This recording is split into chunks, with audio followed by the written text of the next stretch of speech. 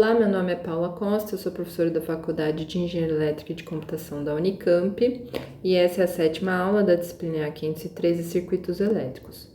Até o momento na disciplina a gente vem estudando uma série de técnicas de análise de circuitos e também algumas técnicas de simplificação ou de equivalência de circuitos.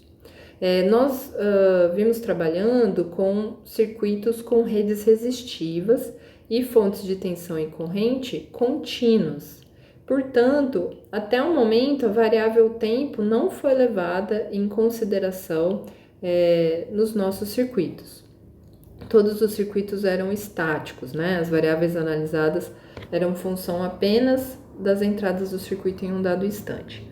A partir dessa aula, a gente começa a avaliar a influência da variável tempo nos circuitos, porque na verdade nós vamos sofisticar os nossos circuitos. Então, a partir de agora, vão estar presentes fontes de tensão variáveis, cujo o valor de saída de tensão ou de corrente podem ser fontes de corrente também, né? Variam com o tempo, e também bipolos como capacitores e indutores, cuja relação tensão e corrente é dependente do tempo também.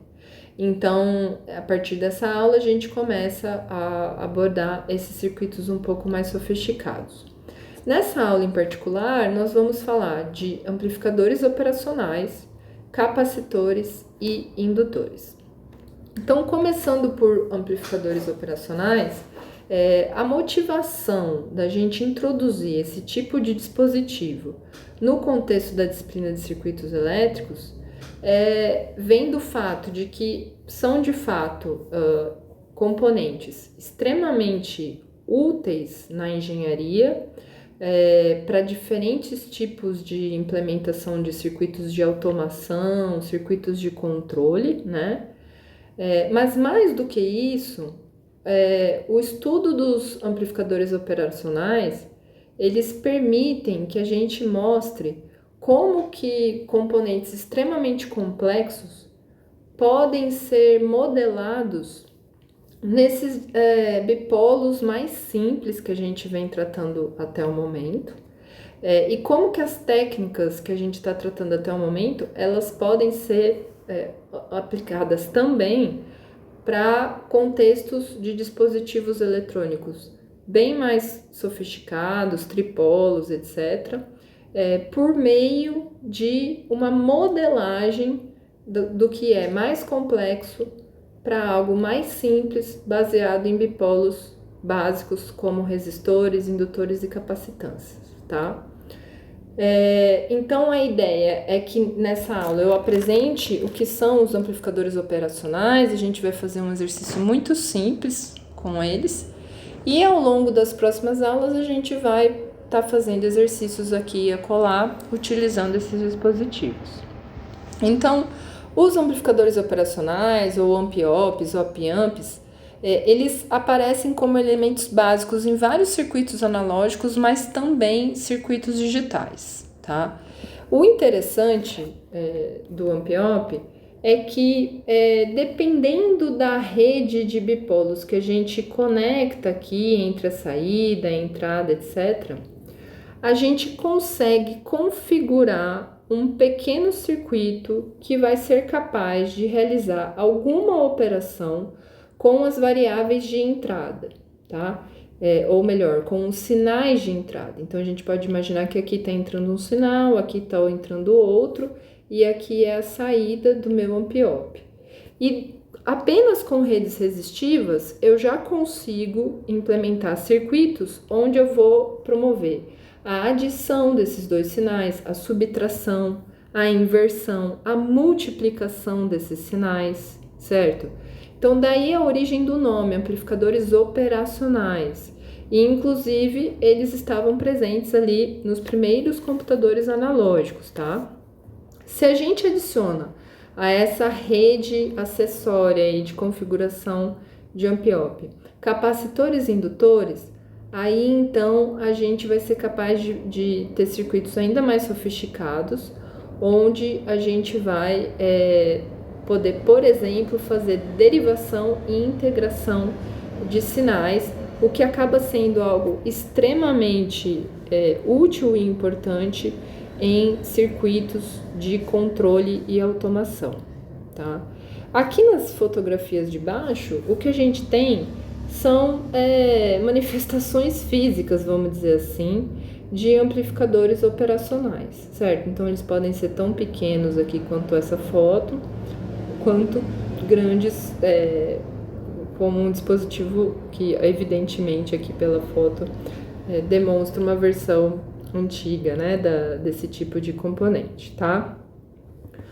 Então, aqui nesse slide a gente tem diferentes visões do Amp-Op. Em esquemáticos de circuitos elétricos, a visão que a gente vai encontrar é tipicamente essa, e muitas vezes a gente não vai nem ver aqui esses terminais de alimentação, tá? Muitas vezes esses terminais de alimentação, eles são abstraídos, porque algo lá no circuito vai indicar o que está alimentando, o que está fornecendo energia para esse amplificador. O Amp-Op, ele tem uma entrada não inversora, que é identificada por esse símbolo, por esse sinal positivo, essa é a entrada não inversora. Às vezes a gente vai encontrar como VP, como V positivo, tem que tomar cuidado, porque às vezes V positivo se refere à tensão de alimentação, como é o caso aqui, ó, mais positivo como tensão de alimentação, tá? Temos uma entrada inversora que é identificada com esse sinal negativo. Nós temos os terminais de fonte, né, de alimentação desse amplificador. Então, uma alimentação, um terminal positivo e um negativo, onde às vezes o terminal negativo é conectado ao terra, mas ele também pode ser conectado a uma tensão negativa de fato. Então a gente pode ter, por exemplo, menos 12 aqui e mais 12 volts aqui, num estilo de alimentação que a gente chama diferencial, tá? E finalmente nós temos o terminal de saída, certo? Aqui embaixo o que a gente vê é um encapsulamento típico de um amplificador operacional, em particular do modelo 741. Então, se vocês forem lá no almoxarifado e pedirem, olha, eu quero um 741, muito provavelmente quem está lá no almoxarifado já sabe o que você quer, sabe que você quer um amplificador operacional e vai te entregar essa aranhinha aqui, esse circuito integrado para você. Ele é bem pequenininho, tá? Tem 8 pinos e esse desenho que aparece aqui do lado é a pinagem que você vai encontrar lá no manual do circuito integrado. Então, a gente vê, por exemplo, aqui que o pino 4 é alimentação negativa, o pino 7 é alimentação positiva. A gente vê também que a entrada inversora está no pino 2, a entrada não inversora no pino 3 e assim por diante, tá? O pino 8 não é conectado, tá? E tem também aí outros terminais que, para saber com detalhes o que eles fazem, é importante olhar no manual. O que a gente tem aqui desenhado nessa parte aqui do slide, tá? Isso são as entranhas do amplificador operacional. Então, um amplificador operacional é um componente construído, né, no nível da microeletrônica, com vários transistores, certo? E basicamente ele é um amplificador com altíssimo ganho, tá? Então, amplificador é qualquer dispositivo que é capaz, como o próprio nome diz, de amplificar o sinal. Então, a gente pode imaginar um amplificador onde entra um sinal, esse amplificador tem um ganho A, então se você tem um sinal que entra X de T, vai sair um sinal A vezes X de T, certo? Isso é a definição de um amplificador. Um amplificador operacional, ele é um amplificador projetado para ter algumas características eletrônicas muito específicas e que tornam o dispositivo extremamente poderoso. A primeira questão é que ele é composto por vários estágios de amplificação. Então, a gente vê aqui vários estágios de amplificação e isso atribui ao amplificador operacional um ganho muito alto, tá? A gente já vai ver que isso vai ser útil, tá? Às vezes, apesar que às vezes é um pouco confuso para quem se aproxima do assunto pela primeira vez, mas com o tempo vocês vão ver como que essas características básicas do amplificador operacional, elas são extremamente interessantes para a implementação de vários circuitos operacionais no sentido de operarem com os sinais de entrada, né?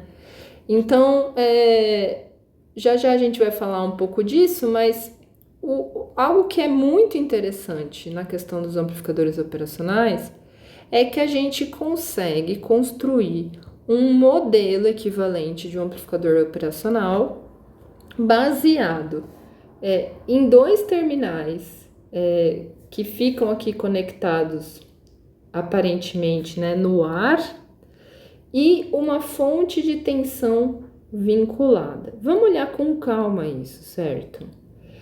Note que aqui a gente está fazendo um paralelo entre esse desenho e esse circuito equivalente, ou melhor dizendo, um modelo simplificado, tá? Então, esse circuito da direita é um modelo simplificado do amplificador operacional. A entrada não inversora aparece aqui como V positivo. A entrada inversora aparece com V negativo. Note que a corrente entrando no amplificador operacional, a gente pode imaginar que isso seria algo mais ou menos assim, ó. Então, a saída aqui e a entrada lá, né? As correntes entrando no amplificador operacional, elas são zero. Já eu vou explicar o que isso significa na prática, tá? E a gente tem uma fonte vinculada de tensão, uma fonte dependente de tensão. Então, a saída VO está conectada a uma fonte vinculada de tensão. Vinculada a que tensão? A diferença entre a entrada inversora e não inversora, vezes o ganho do amplificador, que é A. Então, nesse modelo simplificado, eu sei que essas correntes que entram no amplificador operacional, são nulas e que a corrente VO de saída é dada por um ganho A vezes o diferencial das tensões inversora e não inversora. Bom, nesse slide, a gente tem o mesmo amplificador operacional, só que agora numa configuração que pode surgir, às vezes, em alguns livros, né? Onde ele já consta como alimentado, já tem duas fontes de tensão conectadas a esse amplificador operacional. Então, vamos ver com calma, certo? A gente tem uma tensão VCC, que o positivo dessa fonte está conectado ao terminal de alimentação positivo. E uma outra fonte que ela está invertida, então o negativo dessa fonte está conectado ao terminal negativo de alimentação. Então, na prática, o que a gente tem nesse terminal aqui é menos VCC e nesse terminal de cima, mais VCC. Aqui nós temos uma corrente IP e IN, que a gente viu que é nula, tá? A gente tem também correntes de saída e correntes da alimentação. Aqui, nessa chave aqui de cima, nós estamos tentando definir a tensão de saída em função das outras variáveis. Então, veja que esse conjunto de condições, ele define o funcionamento do amplificador operacional. Ele está dizendo que toda vez que o ganho vezes a diferença dos sinais que aparecem aqui, e aqui ele está chamando de VP e VN, tá? Note que, nesse caso aqui, a anotação já é ligeiramente diferente. E eu, de propósito, estou colocando isso, porque vocês podem encontrar todas essas diferentes terminologias. Então, toda vez que o ganho vezes a diferença entre a entrada não inversora e inversora for menor que menos VCC, certo? Então, toda vez que a diferença de potencial aqui vezes o ganho for menor do que a tensão de alimentação negativa, a saída do meu amplificador vai ser fixa em menos VCC.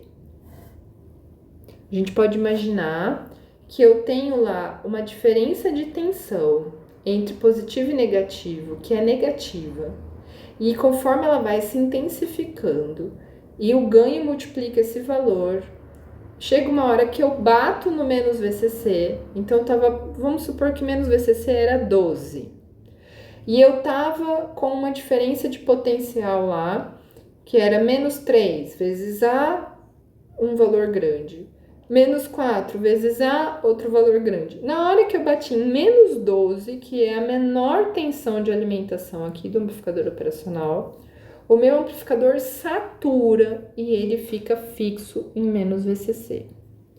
Do outro lado, também acontece a mesma coisa. Supondo agora que a diferença de potencial da entrada inversora e não inversora, e note que o nome é importante, é por isso que a gente não fala positivo e negativo, é entrada inversora e não inversora. Quando essa diferença de potencial é positiva, multiplicada pelo ganho, vai subindo, subindo, subindo, até bater no valor de VCC, quando isso acontece, o amplificador satura também, e ele bate lá no VCC. E a condição intermediária? O que é a condição intermediária? É toda aquela range de operação onde a diferença de tensão entre a entrada inversora e não inversora é tal que, multiplicada pelo ganho, ela está entre o menos VCC e o mais VCC. Entre o menos VCC e o mais VCC. Quando isso acontece, a tensão de saída é o que? É A vezes o ganho vezes a diferença de tensão observada aqui na entrada. Então, a gente pode fazer um gráfico disso, certo? Então, toda vez que a diferença de tensão na entrada, né, for tal que batemos aqui num valor de VCC sobre A, a gente satura positivamente e isso aqui fica constante. Por outro lado, toda vez que o valor de VP menos VN é maior do que VCC, desculpa, tô aqui em cima agora. Toda vez que o VP menos VN for menor que menos VCC sobre A, é o que ele está mostrando aqui, tá? Ele está passando o A para baixo. Ele também satura, só que dessa vez negativamente, e ele trava aqui. Em todos os valores intermediários, ou seja, para todos os valores onde VP menos VN é ou maior que menos VCC sobre A, ou menor que VCC sobre A, notando que ele só está passando esse A aqui para baixo, a gente tem uma resposta linear, que depende de A vezes VP menos VN, tá? Então, o coeficiente angular dessa reta aqui é A, certo? Então, essa é a curva característica de saída em função de entrada do amplificador operacional. O que acontece se o VCC é 12 volts e o ganho é 300 mil? Por quê? eu estou fazendo essa pergunta? Porque se o ganho é muito grande, e é o caso do amplificador operacional, que o ganho é altíssimo, qualquer valor de diferença de potencial aqui já satura o componente. Então, qualquer pequena variação nessa diferença de potencial de entrada já satura o amplificador operacional e já leva ele para a saturação positiva ou para a saturação negativa. E isso pode, inclusive, dar um nó na cabeça de vocês, porque então qual que é a utilidade desse bicho? Porque eu não consigo usar ele como amplificador, certo?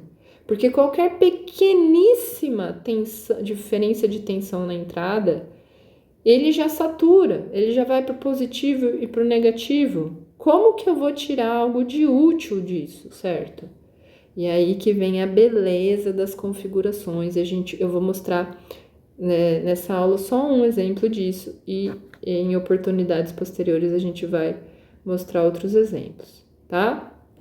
Então, em resumo, na região linear, que é essa região que a gente tem esse comportamento aqui, o VP e o VN eles têm que ser tão próximos entre si para que o dispositivo não sature, que na prática a gente vai considerar VP igual a VN, tá? Então isso é uma aproximação, mas uma aproximação que faz sentido, porque num contexto de um ganho do amplificador operacional muito grande, esse VP e VN eles são muito próximos, porque se não fossem, rapidamente o amplificador operacional saturaria. Bom, outra característica do amplificador operacional, além do alto ganho, é a alta impedância de entrada. A gente ainda não apresentou formalmente esse termo alta impedância, mas vocês podem interpretar isso simplesmente como sendo um caminho onde a corrente não entra, certo? É uma alta resistência. De maneira muito simplificada, a gente pode chamar de uma alta resistência. É um caminho de alta impedância para a corrente, certo? Então, isso muitas vezes é uma característica de vários circuitos eletrônicos e analógicos, onde a gente força uma alta impedância na entrada para que não haja corrente entrando no circuito. E com isso a gente consegue manter uma tensão aqui que, por meio de realimentação com a saída, a gente vai conseguir fazer funções interessantes, tá?